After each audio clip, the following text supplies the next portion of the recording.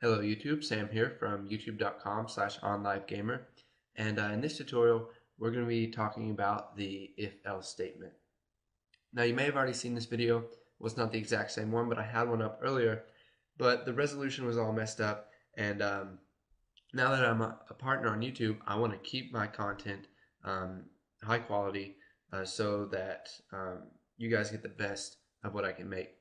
Now, in the last video, I made an update. I pretty much filled you guys in with some of the information about why I've been gone, and that I just got notified on YouTube that I am now a partner. So that has been a big motivation for me to make new videos. I'm going to start putting them out more, and if I can do that and make YouTube my job during the school year and have a steady income for that throughout the year, I won't have to get another job, and I'll be able to continue making more and more tutorials. So before we get started, I just wanted to ask you guys if you could do something for me. Now, I'm not the best with Photoshop or GIMP or whatever other photo editors there are, but I would really like it if one of my subscribers could make me a simple banner for my profile. I'll give you full credit in one of my upcoming videos and put your channel in the link of the description.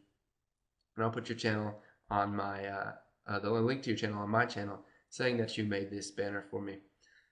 So basically what I need is a channel banner that is 960 pixels by 150 pixels, or a channel side column, which is the small one, that is 300 pixels by 250 pixels. So if any of you guys want to make one of those for me, go ahead and PM me. I'll let you know what I want in it, and then sorry about that, I got distracted there, but basically we can get something worked out if you PM me. So let's go ahead and move on to the tutorial. Now just go ahead and make a new project, call it whatever you want. Just make sure it's a console application and open up your main method. So here is our static void main, and let's go ahead and prompt the user to tell us their name. So we'll just type console.writeLine, and inside of our arguments we'll type what is your name. Okay, so now that we've asked them for their name, let's go ahead and create a variable and set it equal to their name. So we'll type string, and make sure this is a lowercase s. You can see that it is going to be a darker blue than the previous string, because when we use this string, it's telling us that we're creating a variable, and if we use the capital S in the string, that's basically saying we're using an object of the string class, which you guys probably don't know what that is right now, but later on we'll go into objects and stuff. So just make sure that when you're using a variable, you use a lowercase s. And so we'll call it name, and we'll set it equal to console.readLine. So whatever they type in, it's going to be stored as name. So let's go ahead and create a simple if statement. So if name, and now what we want to do is we want to take name, and we're just going to add a little dot right here. Now this is saying we're going to call a function that can be run on a string.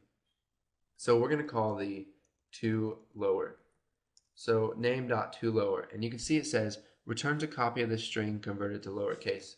So it's going to take name, and let's say I type Sam with a capital S. It's going to take that and convert that all to lowercase, so it's going to be lowercase Sam. So we'll just type name.toLower, and we'll just put Sam, and we'll add our brackets. So by doing this, we need to also add equals equals, because we're comparing two string values and not assigning it. So name.toLower equals equals Sam. So by doing this, this keeps us from having to make several if statements, such as doing that right there or that right there. The person who types it in can have whatever case they like, and it won't be case sensitive to the username, if you want to call it that. So if the name that they typed in is Sam, then we'll just say console.writeLine, welcome, you have root permissions. So let's say the user logged onto a system and the user was Sam, it gives them root permissions. Now if it's somebody else, so we'll just do else if. So else if name.toLower equals, and we'll just do Rick. So basically what this else if statement is saying is that if this right here is not run, so if name.toLower is not equal to Sam, they're just going to go ahead and move on to this else if. Now, if this is equal to Sam, it's going to skip over this else if statement and it's not going to even look at it. So the purpose of else if is, let's say, if the username was equal to Sam and we had another if statement right here instead of an else if, it would still look at this if statement to see if that value is true. Now by using an else statement, an else if statement, we can say if this is already true, then we don't even need this and we're going to skip over it. So if the name is Rick, then we're going to do console.writeLine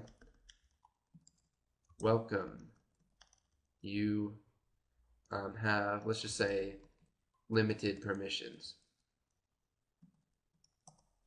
So if you log on or as Rick, then you get limited permissions. Now let's go ahead and create an else statement. Now you can see here that I didn't use any parentheses on the else statement. That's because an else is a generic statement. So if name is equal to anything else other than Sam or Rick, it can be equal to whatever you want. It's going to run this code. So this is basically a default. So if nothing is true on these if or else if or else, then it's going to go ahead and run this code. So we'll just type console.writeLine and we'll say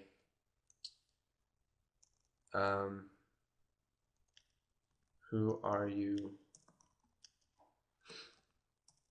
Access denied. Okay, so if they type anything else other than Sam or Rick, then it's going to deny them access. Now, you can have as many else if statements as you want. So I can add another else if right here, put whatever I want in those parentheses, and the program will still work fine. Just remember that if you have an if statement, you can have as many else ifs as you want, but you can only have one else. And you can have a bunch of ifs, but each one of those will be its own. So if you have an if and then else if you create a new if after that, the else if after that's going to be with a new if. Now that might be a little confusing, but you'll realize what I'm saying once you start using these and practicing with them. So go ahead and delete that right there. And at the end, we'll just do console.readLine so we can see the actual output of the program. So we'll go ahead and run this. And if I type Sam, it says you have root permissions. And you can see there that it compared it to all lowercase Sam, and it worked because it converted that string to lowercase before. Now, let's see here, Visual C#. Okay, now we will type Rick. See, it says you have limited permissions. And now if we type anything else, it says, who are you? Access is denied. So go ahead, create some if statements and else ifs, practice with those, and once you get good at those, go ahead and move on to the next tutorial.